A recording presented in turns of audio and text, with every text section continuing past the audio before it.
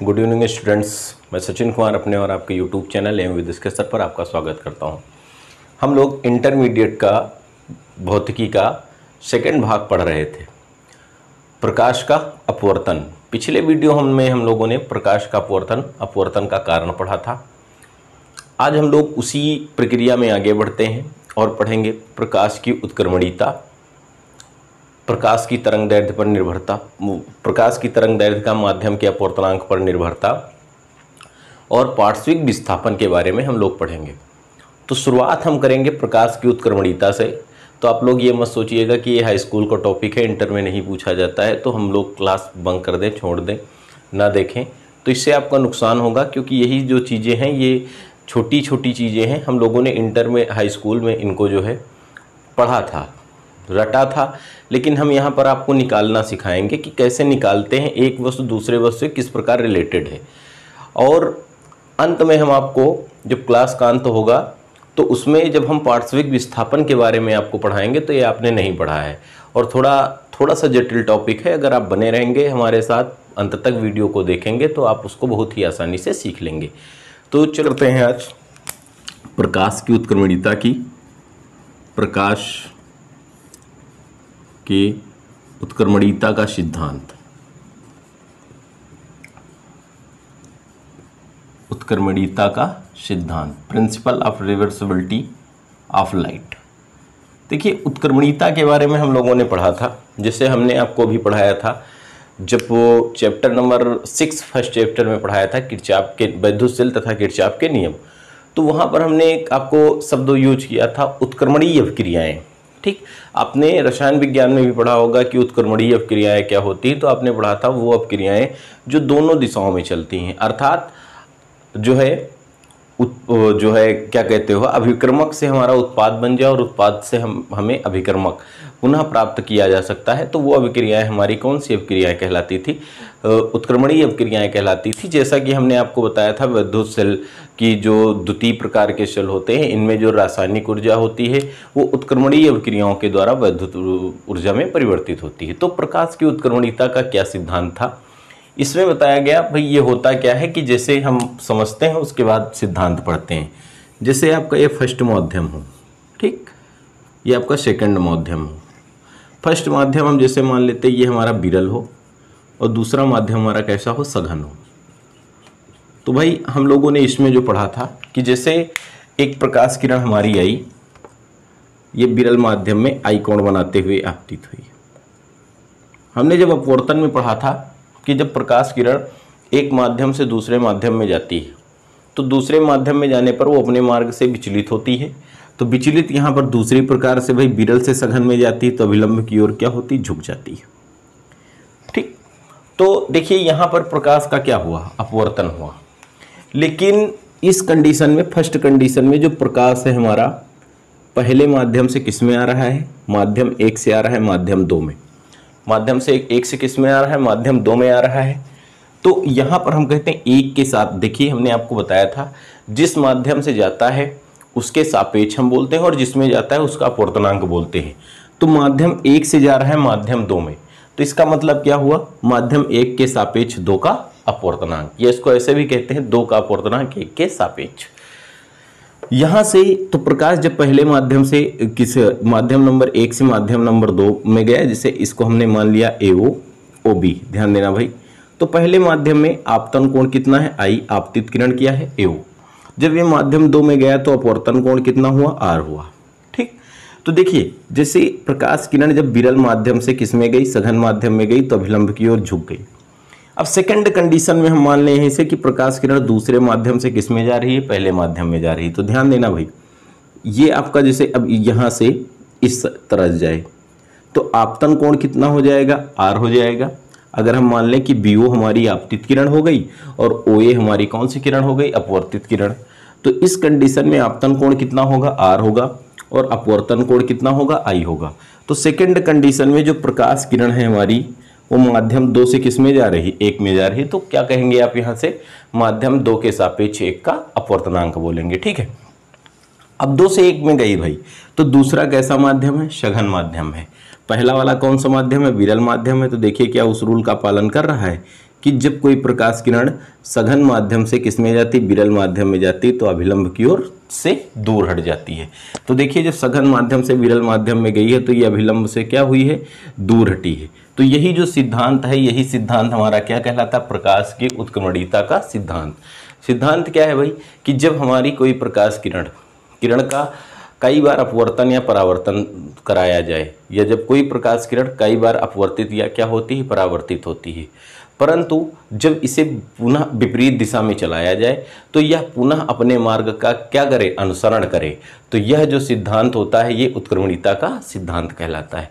तो उत्क्रमणीयता का सिद्धांत क्या होगा, जब कोई प्रकाश किरण कई परावर्तन तथा अपवर्तन से होकर गुजरे, परंतु जब उसे विपरीत दिशा में चलाया जाए तो वह प्रकाश किरण पुनः अपने मार्ग का क्या करती है, अनुसरण करती है।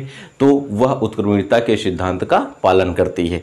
तो हम उत्क्रमणीयता के सिद्धांत के आधार पर विभिन्न अपवर्तनांकों में संबंध स्थापित करते हैं। देखिए भाई, उत्क्रमणीयता के सिद्धांत के आधार पर हम विभिन्न अपवर्तनांकों में संबंध कैसे स्थापित करते हैं। ठीक, तो उत्क्रमणीयता का सिद्धांत, या इसको हम अथवा करके लिख सकते हैं, क्या लिख सकते हैं, विभिन्न अपवर्तनांकों में या अपवर्तनांकों में संबंध लिख सकते हैं। इसको कह सकते हैं अपवर्तनांकों में संबंध। देखिए भाई, आप बहुत ही शानदार तरीके से इसको सीख लेंगे और हो सकता है कभी मत भूलें। इससे संबंधित टॉपिक तो ये आपका देखा जाए तो हाई स्कूल लेवल का है, लेकिन इससे संबंधित क्वेश्चन हर बार एक ऑब्जेक्टिव क्वेश्चन जो होता है वो परीक्षा में आता है। ठीक है, तो आप इसको समझिए भाई। जैसे हमने मान लिया कि ये हमारा एक एक्स डैश एक अपवर्तक पृष्ठ हो गया। कैसा पृष्ठ हुआ, अपवर्तक पृष्ठ। और अपवर्तक पृष्ठ भैया कैसा माध्यम होता है, एक पारदर्शी माध्यम होता है जिसमें प्रकाश आर पार निकल जाता है। इसमें हमने माना ये बिंदु P कौन सा होगा भाई, आपतन बिंदु होगा। बिंदु P कौन सा हो गया, एक हमारा आपतन बिंदु हो गया, और आपतन बिंदु पर हमने क्या खींच दिया, एक अभिलंब खींच दिया।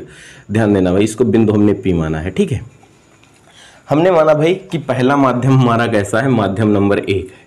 पहला माध्यम 1 है। इसको आप क्या माने भाई, सघन माने या विरल माने, आप जो बताइए।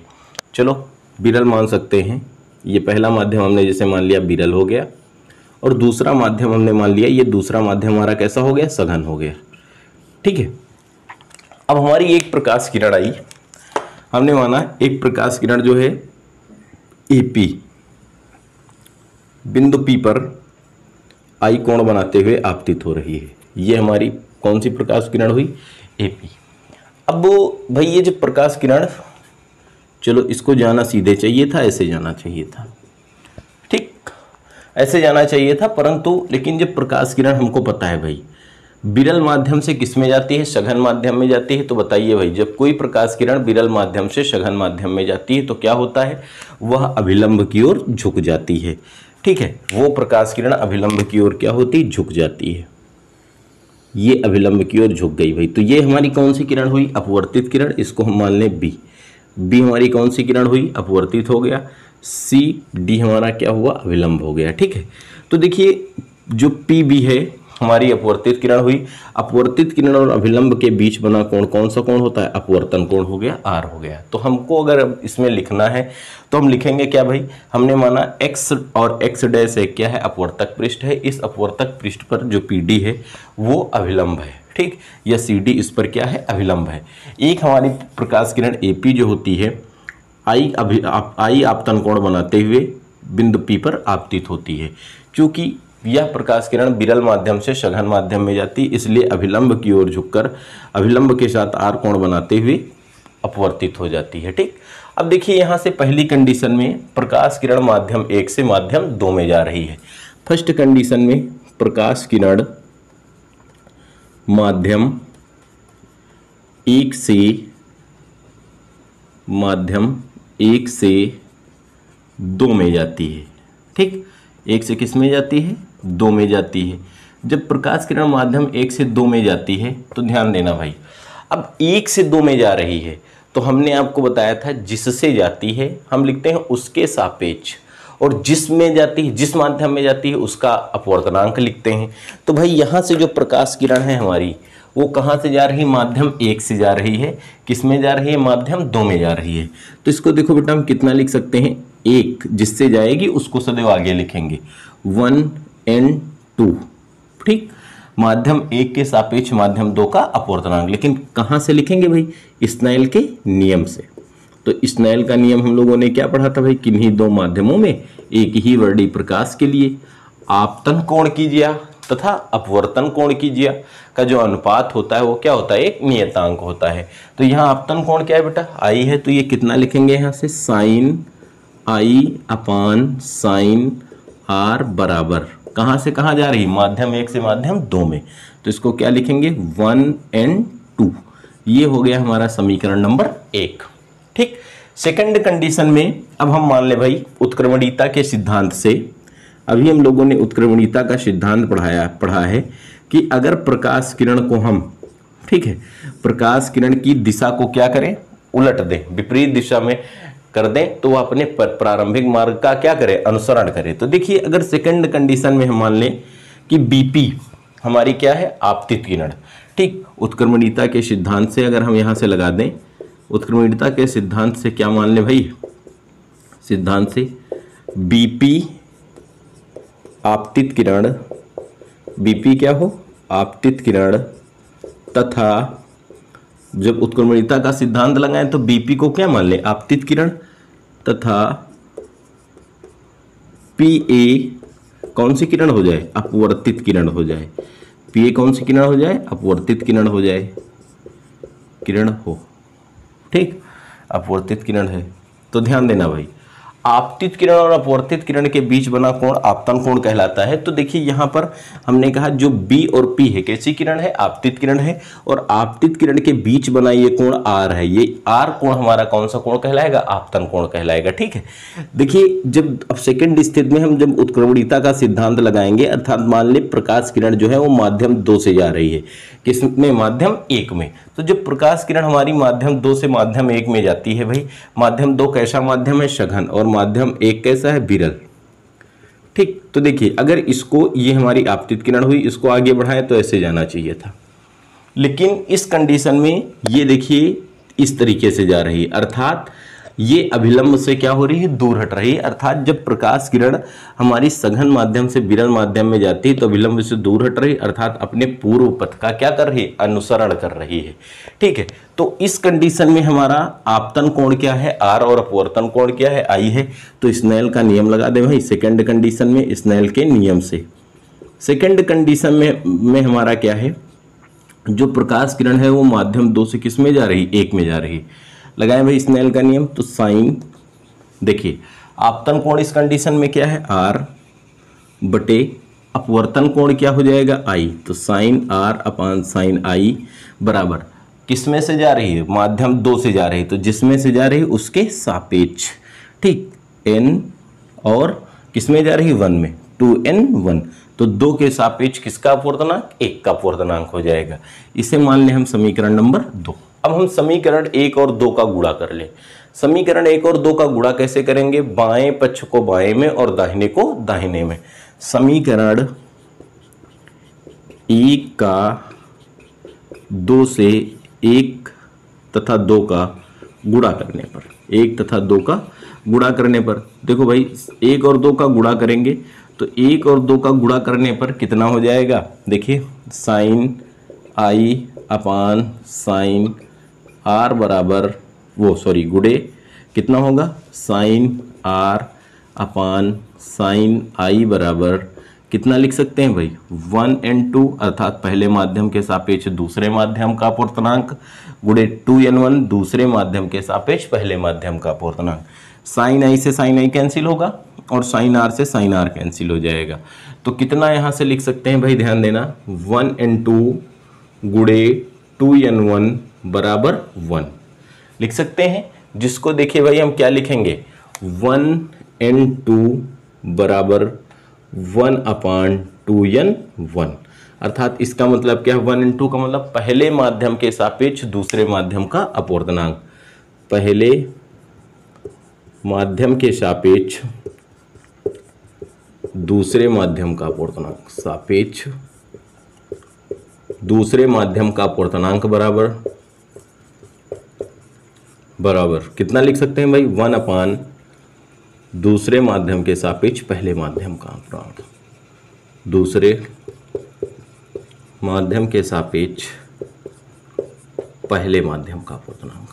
ठीक है, ये बात समझ में आई भाई। तो ये दो माध्यमों में हमने संबंध निकाला। देखिए अगर यहाँ से हम मान लें माध्यम नंबर फर्स्ट, क्या मान लें भाई, जो माध्यम नंबर हमारा फर्स्ट था वो वायु रहा हो, माध्यम नंबर फर्स्ट क्या रहा हो, वायु।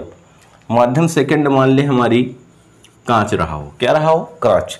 तो देखिए 1 के स्थान पर हम कितना लिखें, ए, एन, 2 के स्थान पर जी, तो बराबर हम इसी से कितना लिख सकते हैं, 1 अपान, बोलो भाई कितना लिख सकते हैं, 1 अपान जी एन ए। अर्थात वायु के सापेक्ष कांच का अपवर्तनांक बराबर 1 बटा कांच के सापेक्ष वायु का अपवर्तनांक। सपोज दैट इसको W मान ले थोड़ी देर के लिए, G था, फिर क्या हो जाता W, तो हम भाई कितना लिख सकते थे, ANW, वायु के सापेक्ष W, वाटर, वाटर मीन्स जल, तो वायु के सापेक्ष जल का अपवर्तनांक बराबर कितना हो जाता, जल के सापेक्ष वायु का अपवर्तनांक। ठीक है, इसी प्रकार अगर हम सपोज दैट पहला मान लेते G होता, दूसरा मान लेते W होता, तो कितना लिख सकते थे भाई, GNW बराबर 1 अपान WNG। तो ये हमने दो माध्यमों के अपवर्तनांक में संबंध निकाला है कि एक माध्यम के सापेक्ष जो दूसरे माध्यम का अपवर्तनांक होता है वो दूसरे माध्यम के सापेक्ष पहले माध्यम के अपवर्तनांक के बराबर होता है, 1 बटा करके, है ना, बटे में 1 अपान दूसरे माध्यम के सापेक्ष पहले माध्यम का अपवर्तनांक। अब यहीं से हम आगे पढ़ते हैं भाई, 3 माध्यमों के अपवर्तनांकों में संबंध निकालना हो। ठीक है, ये बहुत जरूरी क्वेश्चन है। अभी हम इससे संबंधित आपको जो है क्वेश्चन बताएंगे, कैसे कैसे क्वेश्चन पूछे जाते हैं। तो जैसे 3 अपवर्तनांकों में संबंध हो और 3 अपवर्तनांक हमारे कैसे हों, ये आपको ध्यान देना है। 3 माध्यम हमारे दिए हैं। ठीक, तो जैसे हमारा पहली बात करते हैं भाई, यहाँ से पहला अपवर्तक पृष्ठ हुआ, ये अपवर्तक पृष्ठ फर्स्ट हो गया, जो 2 माध्यमों को पृथक करता है। कितने माध्यमों को, 2 माध्यमों को। जैसे ऊपर हमारी क्या है, वायु है, और यहाँ पर हमारी क्या है, कांच है। दूसरा माध्यम हमारा क्या है, चलो वायु है। पहला माध्यम वायु और दूसरा माध्यम जल। ठीक, तो जो अपवर्तक पृष्ठ हमारा एक है वो 2 माध्यम वायु और जल को पृथक करता है, मतलब अलग अलग करता है। ये हमारा जल हो गया भाई। ठीक, ध्यान देना, थोड़ा सा ध्यान देना है आपको। आप पढ़ें जरूर हैं, तो इच्छा नहीं कर रही होगी पढ़ने की, लेकिन पढ़ेंगे जरूर, क्योंकि ये भी हमारे टॉपिक से संबंधित है। अगला ये हमारा हमने मान लिया दूसरा हमारा अपवर्तक पृष्ठ है। ठीक, ये जो अपवर्तक पृष्ठ नंबर है वो हमारा कौन सा है, 2। ये 2 माध्यमों को पृथक करता है। एक माध्यम हमारा जल हो गया, इधर का माध्यम हमने मान लिया ये जो है हमारा कैसा माध्यम है, कांच है। ठीक, ध्यान रखना भाई, ये माध्यम हमारा क्या है, कांच। ठीक, यहीं पर हमने मान लिया एक तीसरा माध्यम और आ गया। ठीक, ये तीसरा माध्यम हमारा और आ गया। ये क्या हो गया हमारा, ये जो माध्यम हमारा पुनः हुआ वायु हो गई। ठीक, तो हमारा दूसरा अपवर्तक पृष्ठ हुआ, ये तीसरा अपवर्तक पृष्ठ हुआ। बात समझ में आई। हमने यहाँ से 3 माध्यम माने, पहला माध्यम माना वायु, फिर माना जल, फिर माना कांच, फिर माना वायु। ध्यान देना भाई, एक हमारी प्रकाश की, यहाँ पर हमने अभिलंब बना दिया, बस थोड़ा सा समझते हुए चलना है भाई। ओके, ये हमारा अभिलंब हो गया भाई, सीधी रेखा हो जाए, नहीं कंफ्यूजन हो जाएगी। ठीक, ये हमारा क्या हुआ, अभिलंब हुआ। एक हमारी प्रकाश किरण आई कोण बनाते हुए आपतित हुई। कितना कोण बनाते हुए, आई कोण बनाते हुए आपतित हुई। ठीक, अब ध्यान देना भाई, वायु और जल की बात करेंगे तो वायु कैसा माध्यम है, विरल। जल कैसा माध्यम है, सघन। हम लोगों ने पढ़ा है जब प्रकाश किरण विरल माध्यम से सघन माध्यम में जाती है तो अभिलंब की ओर झुक जाती है, झुकी भाई। तो ये हमारी ये कोण आई था, ये कोण अपवर्तन कोण हो जाएगा। कितना मान ले, आर मान ले। कितना मान ले, आर मान ले, या आप मानना चाहो तो R1 भी मान सकते हो। ठीक, देखिए जब R1 हमने मान लिया यहाँ से, तो हम देखो ये कितना लिख सकते हैं यहाँ से भाई, तो जो है स्नेल का नियम लगा दें। ठीक, तो स्नेल के नियम से हम देखो बेटा कितना लिख सकते हैं। स्नेल के नियम से, थोड़ा फास्ट करेंगे, स्नेल के नियम से देखो भाई, प्रकाश किरण जो है कहाँ से कहाँ जा रही, वायु से जल में जा रही। तो ये कितना होगा, sine I upon sine R बराबर वायु से किस में जा रही, जल में, तो वायु के सापेक्ष जल का अपवर्तनांक, समीकरण नंबर 1। ओके, अब ये जो दूसरी प्रकाश किरण हमारी थी वो आगे बढ़ी भाई, यहाँ पर पड़ी, पुनः आपतित हुई एक बिंदु पर, जिस बिंदु पर आपतित हुई वहाँ पर भी हम लंब खींच दें। देखो भाई, ये अभिलंब खींच दिया, ध्यान देना भाई थोड़ा सा। अब अभिलंब खींच दिया तो देखिए इसको अगर आगे बढ़ाएं तो ये दोनों प्रकाश किरणें, एक जो हमने रेड से बनाई हैं, ये दोनों प्रकाश किरणें एक दूसरे के क्या है, समांतर है, और इसको एक तिर्यक रेखा काट रही है। जब एक तिर्यक रेखा काट रही है तो यह कोण इसका कौन सा कोण होगा, एकांतर कोण होगा। अगर यह कोण हमारा R1 है तो ये भी हमारा कितना होगा, R1 होगा। ठीक, अब देखिए यहाँ से प्रकाश किरण जो है, ध्यान देना बेटा, ये जल था और ये कांच था, तो जल के सापेक्ष कांच कैसा है, सघन है। जल के सापेक्ष कांच सघन है, तो जल के सापेक्ष जब कांच सघन है तो ये अभिलंब की ओर और झुक जाएगी, जैसे ये निकली, अपवर्तित हुई। तो जब यहाँ से प्रकाश किरण अपवर्तित हुई तो हम मान ले भाई ये जो हमारा अपवर्तन कोण हुआ, ये हमारा अपवर्तन कोण कितना हो गया भाई, ये हमने जैसे मान लिया अपवर्तन कोण हमारा कितना हुआ, R2 हो गया। कितना हुआ, R2 हो गया। तो यहाँ से हम पुनः स्नेल का नियम लगाएं भाई। जब प्रकाश किरण कहाँ से कहाँ जाती है, जब प्रकाश किरण कांच से किस में जा रही, जल से कांच में जा रही, जल से कांच में जा रही है।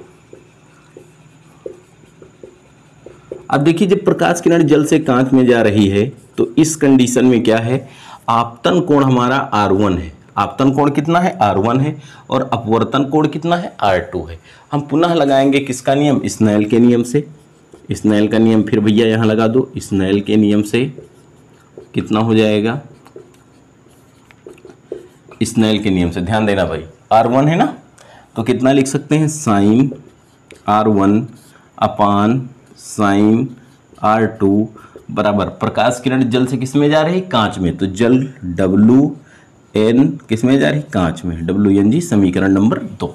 ठीक, नेक्स्ट कंडीशन में देखिए ये प्रकाश किरण जाएगी और अपवर्तक पृष्ठ 3 पर पुनः आपतित होगी। जब पुनः आपतित होगी यहाँ पर पुनः हम अभिलंब बना दे भाई, ये हमारा अभिलंब हो गया। ध्यान देना भाई, वही पुरानी प्रक्रिया, ये रेड वाली इस रेड के क्या है, समांतर है, तो समांतर को ये एक तिर्यक रेखा काट रही है, ये इसका कौन सा कोण हो जाएगा, एकांतर कोण हो जाएगा, R2। ठीक, अब देखिए भाई यहाँ से प्रकाश किरण, कांच हमारा सघन माध्यम था, वायु कैसा माध्यम है, विरल माध्यम है, तो जब प्रकाश किरण सघन माध्यम से विरल माध्यम में जाती है तो अभिलंब की ओर दूर हटते हुए निकल जाती है। भैया एक बात ध्यान रखना, ये कोण जो होगा, निकली दूर हटते हुए, ऐसे निकली। ठीक, तो ये कोण हमारा जो होगा, जितना प्रारंभ में वायु जितने कोण पर आपतित हुई उतने ही कोण के बराबर होगा। अभी जब हम पार्श्विक विस्थापन पढ़ेंगे तो वहां पर इसको हम सिद्ध करेंगे। ठीक, कि जितने कोण पर आपतित प्रकाश किरण तथा निर्गत किरण के बीच बना जो कोण होता है वो आपस में क्या होता है, समान होता है। ठीक, तो भी ये हम पार्श्विक विस्थापन में इसको सिद्ध करेंगे। तो ये कोण आई था, ये कोण आई था। तो देखिए अब यहाँ से थर्ड कंडीशन में देखा जाए तो थर्ड कंडीशन में प्रकाश किरण कांच से किस में जा रही है, वायु में जा रही है। ठीक, ये पहला स्टेप था हमारा, ये दूसरा स्टेप था। थर्ड स्टेप में जो है प्रकाश किरण कहाँ से कहाँ जा रही है, प्रकाश किरण जो है, प्रकाश किरण कांच से वायु में जा रही है, किरण कांच से वायु में जा रही है। जब प्रकाश किरण वायु कांच से कहाँ जा रही है, वायु में जा रही है, तो कितना लिख सकते हैं बेटा, यहाँ से बताइए भाई कितना लिख सकते हैं, आप लोगों को बताना है। कितना लिख सकते हैं यहाँ से, साइन आपतन कोण हमारा कितना है, R2, और अपवर्तन कोण कितना है, I, तो sign R2 upon sign I बराबर कहाँ से कहाँ जा रही है, कांच, G से N का मतलब G से किस में जा रही है, A में जा रही है, अर्थात GNA। इसे मान लिया समीकरण नंबर 3। अब हम क्या करेंगे भाई, जो हमारे ये समीकरण प्राप्त हुए, समीकरण नंबर A, समीकरण नंबर 2 और समीकरण नंबर 3, इन तीनों समीकरणों का हम आपस में गुणा कर लेंगे। तो गुणा कैसे करेंगे, बाएं पक्ष को बाएं में और दाहिने को दाहिने में, जैसे गुणा अभी तक हम जनरली करते आए हैं। ठीक, तो भाई जब हम तीनों समीकरणों को आपस में गुणा करेंगे, किसको किसको करेंगे, समीकरण 1, 2 तथा 3 का गुणा करने पर, देखिए भाई हमारा बोर्ड थोड़ा छोटा है इसलिए हमको ये मिटाना पड़ेगा, हल्का सा हम यहाँ से मिटा रहे हैं। ठीक है, पहले आपके पास लिखा था, आप इसको समझ जाएंगे। तो जब तीनों समीकरणों का हम आपस में गुणा करेंगे, बाएं को बाएं में, दाहिने को दाहिने में, तो देखिए पहले समीकरण का बायां पक्ष कितना है, sine I upon sine R, गुणे दूसरे समीकरण का बायां पक्ष कितना है, साइन, सॉरी ये R1 था पहले में ना, हाँ ये R1 था, ध्यान देना भाई छूट गया था, साइन R1 अपान साइन R2 गुणे sign R2 upon sine I बराबर ANG गुणे पहला क्या है, ANW गुणे WNG गुणे कितना है भैया, GNA। अब ध्यान देना यहाँ से, साइन यहाँ आई है, ये साइन आई है, ये साइन R2, ये साइन R2, ये साइन R1, ये साइन R1, आपस में कट जाएंगे, कितना आएगा इधर एक, तो हम कितना लिख सकते हैं, ANW गुणे WNG गुणे GNA बराबर 1 लिख सकते हैं भाई। या इसको और हम लिखना चाहें तो कितना लिख सकते हैं, ध्यान देना भाई, या ANW गुणे WNG बराबर GNA को उधर भेज दें तो 1 अपान GNA। अभी हमने पढ़ा है, क्या पढ़ा है, चूंकि GNA बराबर होता है या ANG बराबर होता है 1 अपान GNA, तो 1 अपान GNA के स्थान पर कितना लिख सकते हैं, ANG, तो ये हो जाएगा हमारा ANW गुणे WNG बराबर ANG। तो यहाँ से इसलिए हो जाएगा कितना, WNG बराबर ANG और ANW को उधर भेज दें तो ये हो जाएगा ANW। ध्यान देना भाई, इसको हम पढ़ेंगे क्या, WNG का मतलब क्या है, हमने अभी आपको बताया था जो आगे लिखा होता है उसके सापेक्ष और जो पीछे होता है उसका अपवर्तनांक।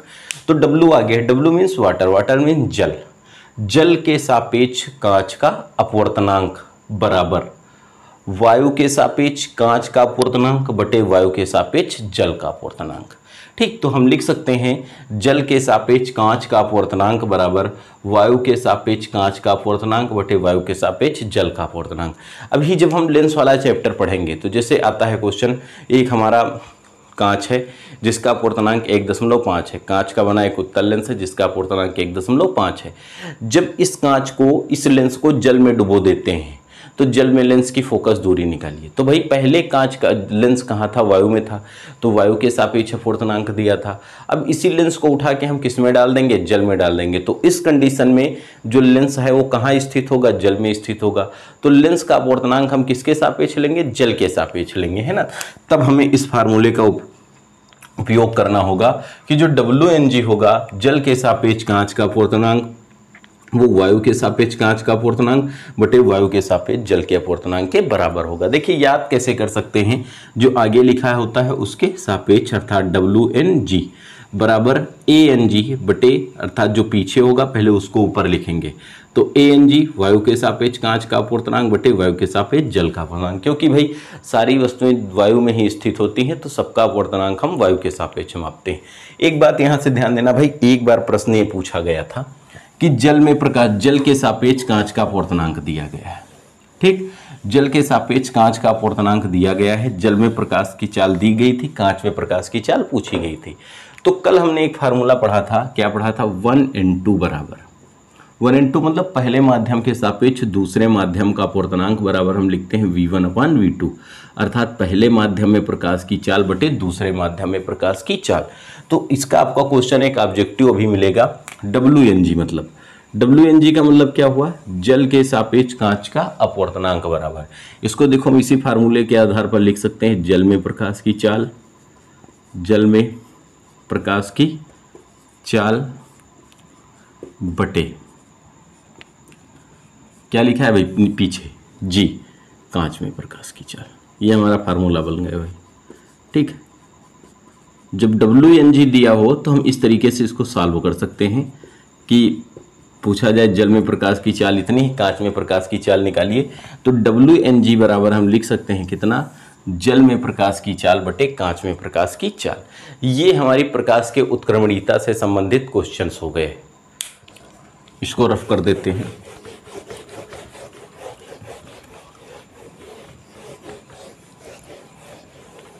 देखिए अगला टॉपिक हम पढ़ते हैं पार्श्विक विस्थापन, जो हम लोगों ने जो इंटरमीडिएट सिलेबस में है, हाई स्कूल में हमने इसको नहीं पढ़ा है। पार्श्विक विस्थापन क्या होता है, ठीक है, जिसको हम कहते हैं लेटरल डिस्प्लेसमेंट। ठीक, ध्यान देना इसमें भाई कि पार्श्विक विस्थापन होता क्या है, इसके बारे में हम पढ़ेंगे। अब ये जो है आपकी इंटरमीडिएट स्टूडेंट्स के लिए बहुत ही महत्वपूर्ण टॉपिक है और ये हमारा इस वीडियो का अंतिम टॉपिक है जो आज हम पढ़ेंगे, इसलिए इसके साथ आप ध्यान देंगे। इस टॉपिक में हमने माना ये हमारा एक कांच का आयताकार गुटका है। ठीक, ये हमारा कांच का एक क्या है, आयताकार गुटका है। जब कांच का आयताकार गुटका है तो वो कांच का है और जिसकी मोटाई कितनी है, टी है।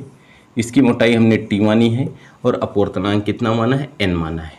ठीक है, ध्यान देना भाई, ये हमने माना टी मोटाई का एक हमारा कांच का आयताकार गुटका है जिसका अपवर्तनांक कितना है, एन है। इस आयताकार गुटके के पर हम मान लें एक थोड़ा सा अभिलंब हमने मान दिया, क्योंकि जहाँ पर हम प्रकाश किरण डालते हैं वहाँ अभिलंब खींचते, तो इस पर हमने एक प्रकाश किरण डाली भाई।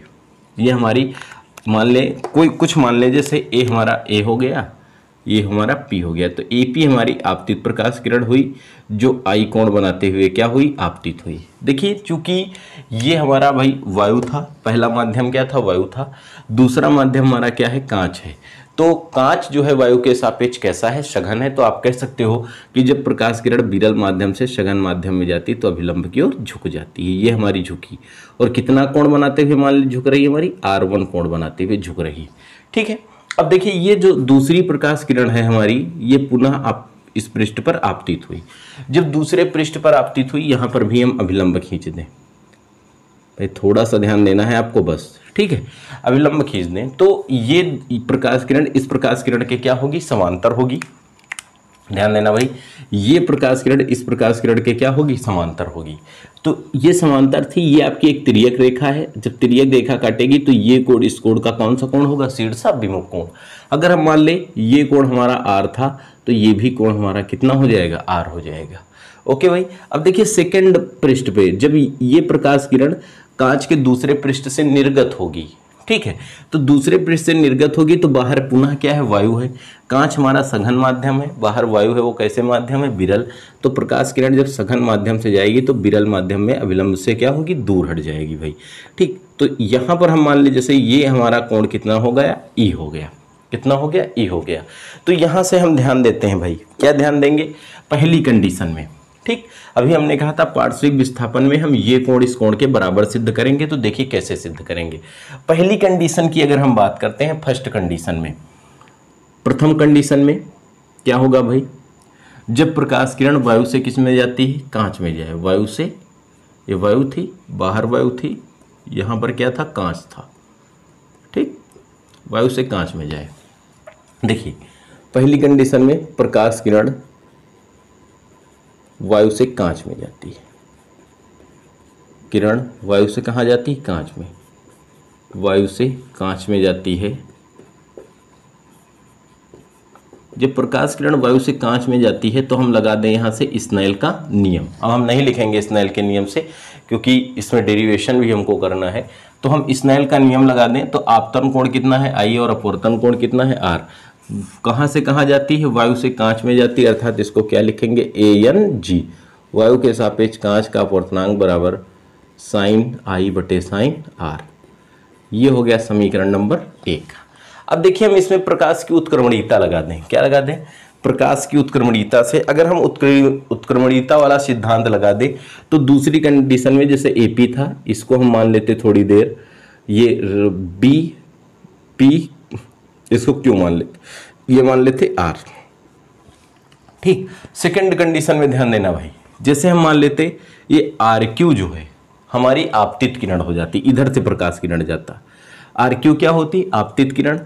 ई हमारा जब आपतित किरण होती तो ये अभिलंब और इस आपतित किरण के बीच बना कोण कौन सा कोण होता, आपतन कोण। ये हमारी जो होती क्यूपी, क्यूपी हम क्या मान लेते, अपवर्तित किरण। क्यूपी क्या मानते, अपवर्तित किरण मानते। तो ये अभिलंब और इसके बीच बना कोण कौन सा कोण हो जाता, अपवर्तन कोण हो जाता, आर। ठीक, प्रकाश की उत्क्रमणीयता से हम मान ले भाई, प्रकाश की उत्क्रमणीयता के सिद्धांत से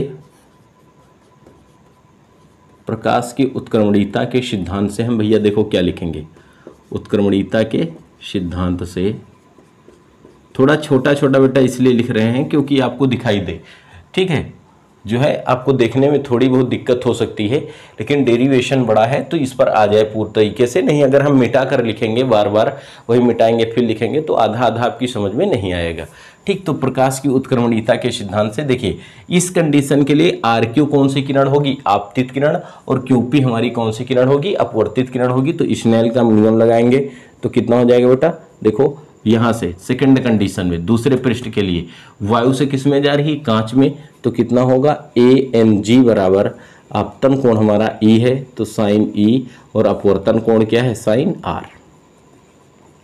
ये हो गया हमारा समीकरण नंबर 2। अब समीकरण 1 और 2 की तुलना करें भाई। देखिए समीकरण 1 और 2 की तुलना करेंगे तो इनके बाएं पक्ष आपस में क्या है, बराबर है, दाहिने भी क्या होंगे, बराबर होंगे। यहां से हम लिख दें समीकरण 1 तथा 2 की तुलना करने पर, 1 तथा 2 की तुलना करने पर, 1 और 2 की तुलना कर लो भाई। तुलना करने पर बाएं पक्ष बराबर है, दाहिने भी बराबर होंगे। कितना हो जाएगा, साइन आई अपान साइन ई, नहीं सॉरी, साइन आर बराबर साइन ई बटे साइन आर। तो यहाँ से साइन आर कैंसिल हो जाएगा, साइन आई बराबर साइन ई, दोनों तरफ साइन साइन हटेगा, आई बराबर ई, ठीक।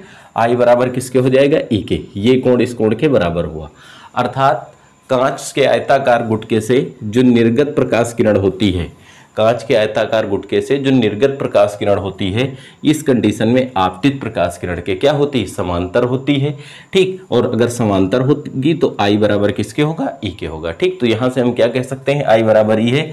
अतः कांच के आयताकार गुटके से जो अब निर्गत अपवर्तित प्रकाश किरण होती है वो गुटके पर आपतित प्रकाश किरण के समांतर होती है, ठीक। अब देखिए यहाँ से हम पार्श्विक विस्थापन निकालेंगे। पार्श्विक विस्थापन क्या होता है, ये जो हमारी प्रकाश किरण एपी थी, एपी को अगर हम आगे बढ़ाते, एपी को क्या करते, आगे बढ़ाते, ये एपी को ऐसे ऐसे आगे बढ़ाते, ये भाई थोड़ा इधर हो गई थी, इसको हम थोड़ा ऐसे कर लेते हैं, ज़्यादा झुका दिए थे। ये जो प्रकाश किरण होगी, थोड़ा सा हमारा फिगर है, देखिए हम पटरी से जो है स्केल से लाइन खींच नहीं रहे हैं तो थोड़ी बहुत टेढ़ी हो जाती है, देखो भाई ऐसे। अब यहाँ से ध्यान देना, इसको क्यों माना था, इस क्यों को उठा के थोड़ी देर के लिए हम इधर रख लें, ठीक है, इधर रख लें। ध्यान देना भाई, यहाँ से क्यों से ये जो समांतर किरण थी इस पर लंब डाल दें 90 डिग्री। तो यही जो दूरी होती है, ये दूरी d, यही दूरी हमारी क्या कहलाती है, पार्श्विक विस्थापन कहलाती है, ठीक। तो पार्श्विक विस्थापन क्या होगा, प्रिज्म पर आपतित प्रकाश किरण, ठीक, कांच के आयताकार गुटके पर आपतित प्रकाश किरण तथा गुटके से निर्गत समांतर किरण के बीच की जो अभिलंबवत दूरी होती है, वही अभिलंबवत दूरी हमारी क्या कहलाती है, पार्श्विक विस्थापन कहलाती है। तो पार्श्विक विस्थापन की हम परिभाषा कैसे देख सकते हैं, कांच के आयताकार गुटके पर आपतित प्रकाश किरण तथा उससे निर्गत अपवर्तित समांतर प्रकाश किरण के बीच की जो लंबवत दूरी होती है, उसी लंबवत दूरी को हम क्या कहते हैं, पार्श्विक विस्थापन कहते हैं, ठीक। एक बार पुनः हम इसकी परिभाषा पढ़ेंगे। ये हमारी देखिए कौन सी किरण है, आपतित किरण थी, इसको आगे बढ़ाया था। ये हमारी कौन सी किरण है, अपवर्तित। ये दोनों परस्पर क्या है, समांतर हैं, यहाँ पर अभी हमने सिद्ध किया है, ठीक। तो इनके दोनों अर्थात आपतित प्रकाश किरण तथा गुटके से निर्गत समांतर प्रकाश किरण के बीच की जो लांबिक दूरी होती है, वही लांबिक दूरी हमारी क्या कहलाती है, पार्श्विक विस्थापन कहलाती है। बात समझ में आई भाई। अब देखिए यहाँ से ध्यान देना, ये कोण हमने ये भुजा पूरी बढ़ाई है, ये पूरी भुजा बढ़ाई है सीधी, ऐसे थी, देखिए ऐसे थी, तो इसको हमने पूरा बढ़ाया तो ये पूरा कोण इस पूरे कोण के बराबर होगा कि नहीं, ये पूरा कोण आई था, तो ये हमारा पूरा कोण कितना हो जाएगा, आई हो जाएगा, आई होगा भाई। तो आई जब कोण होगा ये, ठीक है, तो ये हमारा पूरा कोण कितना होगा, आई होगा। ध्यान देना, पूरा कोण आई होगा, तो जब ये पूरा कोण आई होगा तो आई में से इतना आर घट जाएगा, ये हमारा कोण कितना आएगा, आई माइनस आर। कितना आएगा भाई, आई माइनस आर आ जाएगा, ठीक है। अब देखिए इसको हम यहाँ से मिला दें, पूरी तरीके से इसको मिला दी, ये लंबवत था इसको मिला दिया, ये P ये क्यों इधर माना था, इसको R माना था, ये R थी भाई, तो इसको हम मान ले जैसे यस, क्या मान लें S। ठीक, तो यहाँ से हम दो त्रिभुज लेंगे भाई, एक त्रिभुज हम लेंगे PSQ और दूसरा लेंगे हम त्रिभुज PQ, ये T मान लेते हैं। ठीक है, तो PT, देखिए इसमें जो है नामांकन थोड़ा इधर उधर हो गया है क्योंकि हमने एक साथ फिगर नहीं बनाया था, धीरे धीरे स्टेप बाय स्टेप समझते हुए फिगर बनाया था। तो यहाँ पर जो अल्फ़ाबेट हमने दे दिए हैं वो थोड़ा इधर उधर हो गए हैं। आप जब कॉपी पर लिखना तो इनको सुव्यवस्थित लिखना, ठीक है, कि इसको जो है क्रम से लिखना जिससे आपको लिखने में दिक्कत ना हो। हमारा क्रम से इसलिए नहीं हुआ है क्योंकि हमने पूरा फिगर एक साथ नहीं बनाया था, हमने आपको समझाते हुए फिगर बनाया था, इसलिए इनका नामांकन गलत हो गया है। ठीक है, तो देखिए यहाँ से हम दो त्रिभुज लेंगे, आप ध्यान देना, बस सॉल्व कर लेंगे इसको। दो त्रिभुज लेंगे, एक त्रिभुज हम लेंगे PS और Q में। PSQ के लिए ये कोण कितने डिग्री होगा, 90 डिग्री होगा। ठीक, ये इसके लिए किसका कार्य करेगी, कर्ण का कार्य करेगी, बस ध्यान देते रहना भाई। क्यों, क्योंकि यहाँ ये क्यों है भुजा भाई, ठीक, इसको मानना ये क्यों है। देखिए क्योंकि 90 के सामने की भुजा होती कर्ण, कोण के सामने की भुजा होती है लंब, और जिस भुजा पर दोनों कोण बने होते हैं उसे क्या कहते हैं, आधार कहते हैं। तो जब हम त्रिभुज यहाँ से ले लें भाई, यहाँ से हमने क्या माना, AP हमारी आपतित किरण, AP कैसी किरण है, आपतित किरण है जो I कोण बनाते हुए आपतित होती है। प्रिज्म के बाहर जो QR है वो हमारी क्या है, निर्गत किरण है जो E कोण बनाते हुए आपतित होती है। जो हमारी ये भुजा थी QSTU, क्यों यह AB है ना, B कहीं नहीं माना है, जो हमारी भुजा AB थी, AP थी, AP को जब आगे बढ़ाया तो भुजा हमारी बनी AB, है ना। तो ये जो हमारी भुजा QR है वो भुजा PB के क्या है, समांतर है। अब देखिए यहाँ से ध्यान देना, हम पार्श्विक विस्थापन निकाल रहे हैं, इसके लिए हम लेंगे पार्श्विक विस्थापन की परिभाषा हम लोगों ने पढ़ी। अब देखिए दो त्रिभुज लेंगे, एक लेंगे समकोण त्रिभुज, किसमें, PSQ में, समकोण त्रिभुज PSQ में। ध्यान देना भाई, इस समकोण त्रिभुज में आपको दो भुजाएं पता है, एक भुजा हमारी PS पता है, PS क्या है, ये कांच की मोटाई के बराबर है। PS भुजा जो होगी वो कांच की मोटाई के बराबर होगी, देखिए पूरी है। ठीक, दूसरी हमें इसमें जो भुजा है PQ निकालनी है, तो PQ इसके लिए किसका कार्य कर रही है, कर्ण का कार्य कर रही है, और जो PS भुजा है वो किसका कार्य कर रही है, आधार का कार्य कर रही है। तो आधार और कर्ण में जो त्रिकोणमितीय अनुपात पढ़े उसमें किसका संबंध होता है, कॉस का होता है। किसका होता है, कॉस। तो PSQ में देखो बेटा हम कितना लिख सकते, कॉस थीटा बराबर आधार, आधार हमारा क्या हुआ PS और बटे कर्ण, कर्ण हमारा क्या हुआ PQ। ठीक है, तो यहाँ से अगर हम बेटा PQ का मान निकालें तो देखो PQ बराबर लिख सकते हैं PS, जो भुजा PS है ये कांच की मोटाई के बराबर है, कांच की मोटाई कितनी है T, और ये हम लिख सकते हैं कॉस थीटा लिया है बेटा, थीटा नहीं, ये कितना कोण लिया है, R, कॉस R लिया है। ठीक है, तो ये कॉस R लिखा जा सकता है। ठीक, सेकेंड कंडीशन में ध्यान देना, ये ऊपर इसको हटा दे, बंद कर देते हैं भाई, इसको समीकरण 3 मान लें। ठीक, आगे ध्यान देना, हम ले लें समकोण त्रिभुज, किस में ले लें, PTQ में, PTQ में समकोण त्रिभुज हम लेंगे PTQ में। तो PTQ में हम देखेंगे कोण ये हमारा कितना था, I माइनस R आया था, कितना आया था बेटा, I माइनस R। तो ये कोण है, ये हमारी 90 डिग्री है, 90 के सामने की भुजा कर्ण, तो PQ इसका क्या होगी, कर्ण होगी। ठीक, हमें पार्श्विक विस्थापन निकालना है, I माइनस R कोण ले रहे हैं तो इसके लिए लंब का कार्य कर रहे हैं, किसका, लंब का। तो लंब और कर्ण में किसका संबंध होता है, साइन थीटा का होता है। तो हम लेंगे समकोण त्रिभुज PTQ में कितना लिख सकते हैं, यहाँ से साइन कितना एक कोण ले रहे हैं बेटा, I माइनस R, तो साइन I माइनस R बराबर लंब, लंब हमारा क्या है QT बटे आधार हमारा वो कर्ण हमारा क्या है PQ। ठीक, देखो यहाँ से QT क्या है हमारी पार्श्विक विस्थापन, इसका मान कितना है D, यहाँ से हम साइन I माइनस R बराबर D बटे PQ लिख सकते हैं, या हम लिख सकते हैं PQ को इधर ले आए तो PQ बराबर D upon sine I minus R. ध्यान देना भाई, ठीक है। ये समीकरण हम जैसे 4 मान लेते हैं, कितना मान लेते हैं 4। तो देखिए समीकरण 3 और 4 की तुलना करो, तो समीकरण 3 में पी क्यू बराबर आया है टी अपॉन कॉस आर, और समीकरण 4 में आया है पी क्यू बराबर D upon sine I minus are.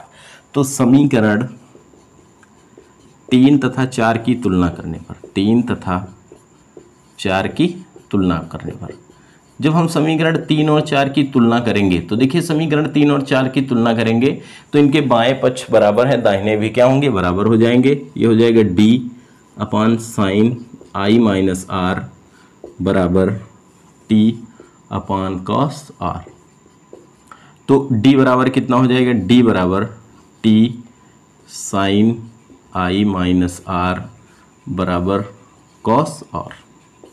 Okay भाई, देखिए अब यहां से अगर हम मान लें इन कोणों को, आई और आर छोटे हैं अतः इसे रेडियन में माप लें, ठीक। आई कोणों को रेडियन में मापने पर, कहाँ मान लें, कोणों को रेडियन में मापने पर, रेडियन में मापने पर, ध्यान देना भाई, कोणों को रेडियन में मापेंगे तो साइन, या ऐसे लिख लें, कोण अत्यंत छोटे हैं, क्या लिख लें भाई, कोण अत्यंत छोटे हैं, कोण जो है हमारे अत्यंत छोटे हैं, अत्यंत छोटे हैं, छोटे हैं तो इसे किस में मापेंगे, रेडियन में, छोटे हैं, इसे रेडियन में मापने पर, इसे रेडियन में मापने पर, रेडियन में मापेंगे तो देखो क्या होगा, मापने पर एक चीज़ और हम मानेंगे यहाँ से भाई, देखिए साइन आई माइनस आर बराबर आई माइनस आर, ठीक, तथा हम ये मानेंगे जो हमारा कॉस आर है वो लगभग बराबर किसके होगा, 1 के। कॉस आर बराबर हम कितना मानेंगे, 1, तो डी बराबर कितना हो जाएगा, डी बराबर होगा हमारा टी, ठीक, आई माइनस आर, जहाँ आई कौन सा कोण है, आर कौन सा कोण है, आई आपतन कोण और आर कौन सा हो जाए, अपवर्तन कोण। अगर आपतन कोण दिया हो, अपवर्तन कोण दिया हो और जो है मोटाई दी हो कांच की, तो उस कंडीशन में हम पार्श्विक विस्थापन लिख सकते हैं डी बराबर टी आई माइनस आर। लेकिन अगर यहीं से आपतन कोण दिया हो और प्रिज्म का अपवर्तनांक दिया हो तो देखिए हम कैसे निकालेंगे, यहाँ पर हम लगा दें स्नेल का नियम, ध्यान देना भाई, स्नेल के नियम से,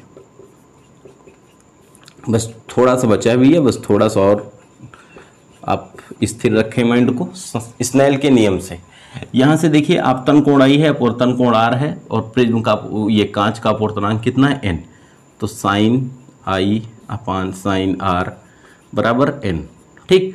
लेकिन अभी हमने कहा है साइन आई और साइन आर क्या है, ये छोटे हैं कोण, रेडियन में मापेंगे तो आई अपान आर बराबर कितना लिख सकते हैं, एन, रेडियन में मापने पर, छोटे हैं इसलिए, ठीक।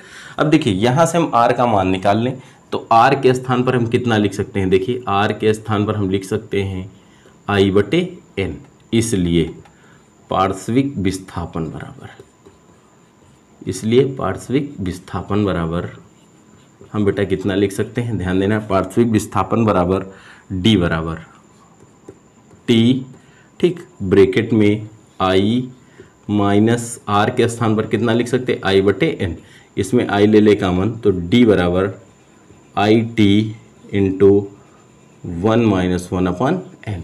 अब आई टी बराबर क्यों नहीं लिख देना यहाँ पर, ठीक है। आई हमारा कौन सा कोण है, आपतन कोण, टी हमारा क्या है, कांच की मोटाई है, और एन क्या है, प्रिज्म का अपवर्तनांक। प्रिज्म का अपवर्तनांक और आपतन कोण दिया हो तो हम पार्श्विक विस्थापन डी बराबर निकाल सकते हैं आई टी और 1 - आई एन, ठीक। तो ये आज हमारी क्लास थी, फिजिक्स की क्लास, और यहाँ पर हमने आज कुछ चीज़ें सीखी हैं जो हमारी एग्ज़ाम के लिए और हमारे प्रिपरेशन के लिए बहुत ही उपयोगी हैं। अब अगले दिन जब हम लोग आएंगे सामने तो उस दिन हम लोग एक नया टॉपिक पढ़ेंगे, ठीक है, क्रांतिक कोण, पूर्ण आंतरिक परावर्तन तथा उससे संबंधित कुछ घटनाओं के बारे में पढ़ेंगे। इसके अतिरिक्त आज हमने एक टॉपिक पर और डिस्कशन किया था कि हम लोग पढ़ेंगे तरंग दैर्ध्य पर, वो अपवर्तनांक, तरंग दैर्ध्य की अपवर्तनांक पर निर्भरता, लेकिन टाइम ज़्यादा हो जाने के कारण उसको आज हम लोग नहीं पढ़ पा रहे हैं।